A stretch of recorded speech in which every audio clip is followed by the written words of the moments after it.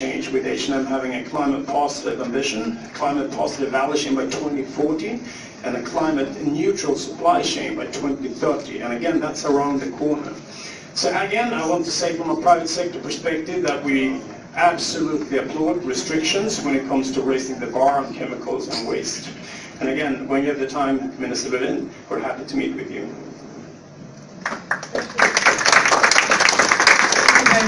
Now I'd like to invite here Gertrude, who I can attribute IPAN. Mike, you have 4. You also speak? Yes. So I have 5. So I have 10 minutes. Okay, 2 minutes for each one. Okay? Thank you. Thank you. Thank you, Isabella, for giving me the floor for a short introduction. Thanks to Uruguay and Sweden for the leadership regarding the High Emission Alliance. We will start negotiations upon the sound management of chemicals and waste beyond 2020 in a few weeks in Montevideo. The paper presented by the 2 co-chairs of the intersessional process is a very good basis in this regard. We have already heard several times this morning that we will not achieve the 2020 goal, but this was the reason why a cycle was adopted in 2006. And from my point of view, the main reason is the lack of capacity building in developing countries and the fact that the multi-stakeholder and multi-sectoral approach couldn't fulfill the expectations regarding a successful collaboration in the chemicals and waste cluster. And therefore, we will discuss in Montevideo, of course, also this encompassing platform, not only the successor for Cycle 2.0, I think it's necessary to avoid misunderstandings. This encompassing platform doesn't mean that we want to establish more bureaucracy. We want to strengthen the cooperation and collaboration between Cycle, the conventions, and the international organizations, so that we have a chance that all related players in the chemical and waste cluster can act in their own mandate, but to raise attention on the importance of management of chemicals and waste, especially if we want to achieve at least our 2020 goal. So I'm pleased that the High Ambition Alliance committed to raise political attention in these issues, and I'm sure that we will succeed next year in Bonn and LCC5 with your support. Thank you.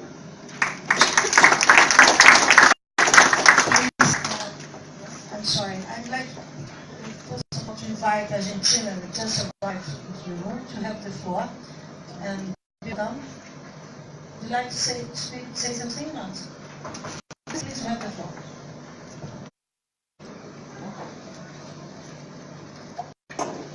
Thank you very much. As Argentina, we are happy to be part of this meeting. We are also worried about this scenario that we will not be reaching the goal of having sound management of chemicals and waste by 2020. So we welcome all the efforts that all of us are taking in order to start working in this regard. Next month, starting in Montevideo, and in this idea of having a strengthened framework. Thank you very much. Thank you very much. Now, yes, ICCA, after you, we have IPAN and OECD, and the last but not the least, Minamata Corporation. Okay? Muito obrigado, Isabel. De nada, seja bem-vindo. Gracias. I'd like to thank Sweden and Uruguay for the opportunity and for convening this discussion and our opportunity to participate. comment was made earlier that we cannot achieve the Sustainable Development Goals without sound management of chemical waste.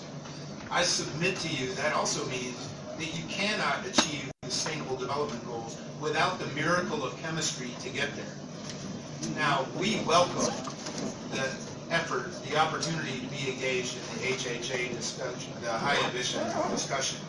We're ready to aid and accelerate the efforts to improve capacity for implementation. In the Global Chemicals Outlook report, for example, the annex outlines 10 specific actions up to and beyond 2020 that can be taken to improve implementation. The industry fully supports these 10 categories of action, and we believe we can make some significant contributions to many of them, addressing knowledge gaps, supporting effective management systems, assessing and managing risks in the life cycle. We also agree that the SICOM effort needs to better define success, establish metrics and standards for determining how we assess progress, and focus our activity on those key areas where we're going to actually make progress. We also agree we need to focus on implementation of the existing multilateral environmental agreements. We as an industry are committed to implementation of those conventions. We are not ready to support the High Ambition Alliance until we have some additional clarity about the envisioned, I think the term now is enabling framework, which we think is a valuable way of thinking about this framework. We also need some additional clarity about governance of this approach. But I want to assure you that as the industry, we're committed to working with governments toward our mutual goals. Thank you.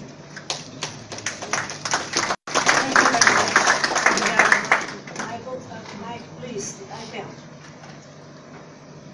Thank you, Sweden and Uruguay. I'm Tadda Samarra, representing IPAN, International Pollutants Elimination Network. IPAN supports the initiative, and it has three considerations to be taken for the High Ambition Alliance. The first one is a timeless vision and broad scope that encompasses the entire life cycle, including wastes. The vision should be timeless, include prevention as a priority, and act to protect human health and the environment. The scope should include the entire life cycle and all wastes as noted in SDG 12.4. Second, an enabling framework that acts as an umbrella for all chemicals-related agreements. The new enabling framework should include all chemicals-related multilateral agreements under one high-level umbrella. The enabling framework would respect the legal autonomy of all the agreements it includes and provide several key features, like greater coherence among objectives, implementation and reporting, high-level political ownership, full implementation of the chemical safety contribution to the Sustainable Development Goals, link to funded national action plans, and a multi-sectoral and multi-stakeholder participation.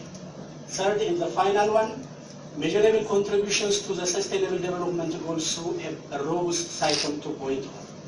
SICOM's broad scope over which covers many chemical exposures that lie outside the framework of current chemical conventions. With the current rapid expansion of chemicals used in chemical production in the developing world, there is a growing need for a stronger, more capable SICOM that respects proper political priority and adequate resources. Some components should include: 1. A reasonable number of ambitious objectives with targets that have specific dates and provide measurable contributions to the Sustainable Development Goals. 2. A universal periodic review method for reporting. 3. Adequate, predictable, and sustainable financing that includes internalization of costs of chemical producing industries at the global level. For your consideration, a 0.1% levy on the chemical industry would produce 5.8 billion per year, $5.8 billion per year for implementation of chemical safety measures, and that will be inconsistent with Rio Principle 16. Fourth, authentic engagement of all IOMC organizations and convention secretariats. And finally, no reinvention of the International Conference Rules of Procedure Bureau and laser cycle elements with a functional track record. Thank you. Please also OECD and after Myanmar, but I'm sorry to apologize. We have 1 minute because I have to manage the wrap-up this edition with 7 seconds. After this, we have the minister back in the floor. Well, thank you very much for inviting us. For us, it's a very important topic. I am the environment director, and at the OECD, Rodolfo Lassi. Yeah.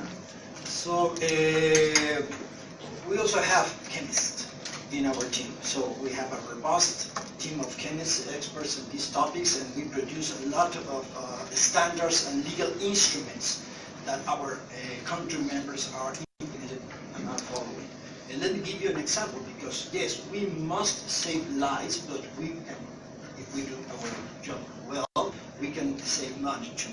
We have this system of mutual acceptance of data that are saving our countries and the industry about 300 million euros per year, just because we have standardized this procedure to ensure that, or to assure that the chemicals are not toxic to the environment, that are not harmful for the public. And also our members are applying guiding principles for chemical accidents that are quite relevant as we establish early warning systems in the climate change convention. We have to establish these procedures called Planet, how to address chemical accidents, and also we have principles to address illegal trade of pesticides. Recently, our committee, our policy committee, and the council approved this best practice guidance to fight illegal trade of pesticides, and it's only one of the chemicals that we are trading illegally in the world. So this can be used as a blueprint for developing the targets and milestones of the new international framework, and we are more than willing to team up with other IGOs in the context of the IOC to assist countries in implementing this system. Thank you very much.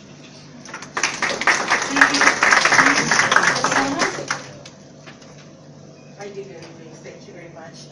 Rosana Silva Roberto, Minamata Secretariat. The sound management of the chemicals and waste is indispensable for implementing the 2030 agenda and the sustainable development goals.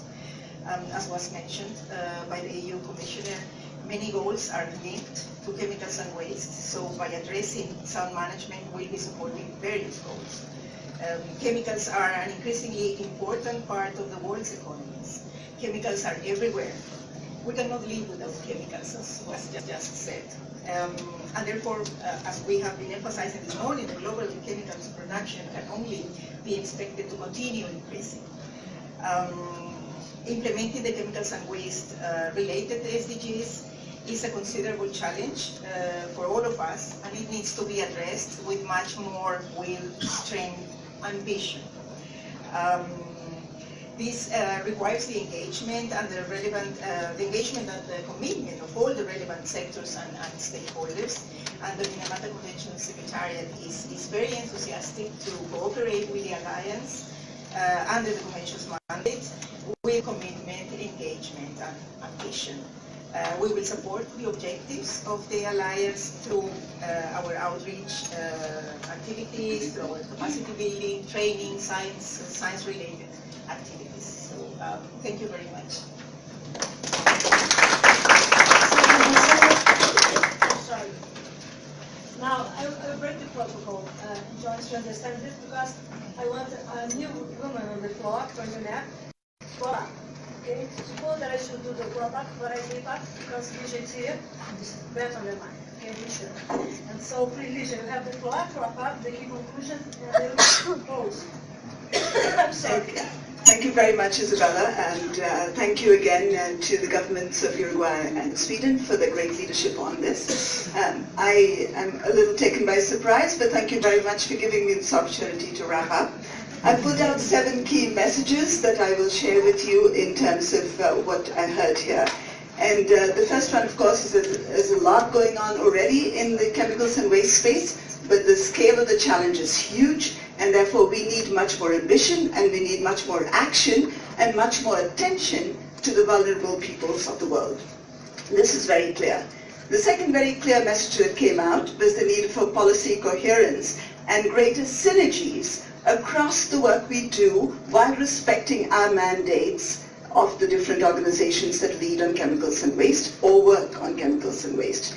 The third important point is the importance of sustainable consumption and production, circularity in the sound management of chemicals and waste, both as an approach to chemicals and waste, but also to improve sustainable consumption and production circularity itself. So both ways you need a sound management of chemicals and waste. The fourth point was the point of the importance of life cycle and value chain approaches, the importance of education, the importance of R&D in chemicals and waste management. Each of these have very clear roles to play. The issue of transboundary movements and spillover effects of chemicals and waste was highlighted, and the need for governance and reporting on these issues in order to ensure that we are in a better position to control the movement of national chemicals. The sixth was the issue of building capacities for chemicals management systems as well as monitoring systems at the global, regional and national level. And I would also like to bring in here, although it was not brought in, the attention to the implementation plan towards a pollution-free planet, where we speak to these capacities that are required across chemicals and waste management. And the importance, finally, of national leadership and industry and youth engagement in ensuring that chemicals and chemicals management deliver on the SDGs. Isabella, I hope that was okay. Thank you. I don't know why it's so fun. The segment is so fun. I invite you to our back. Always, women always. Sorry, guys. Okay, I think that first of all, I'd like to thank you all for this statement made. I think that that's the vision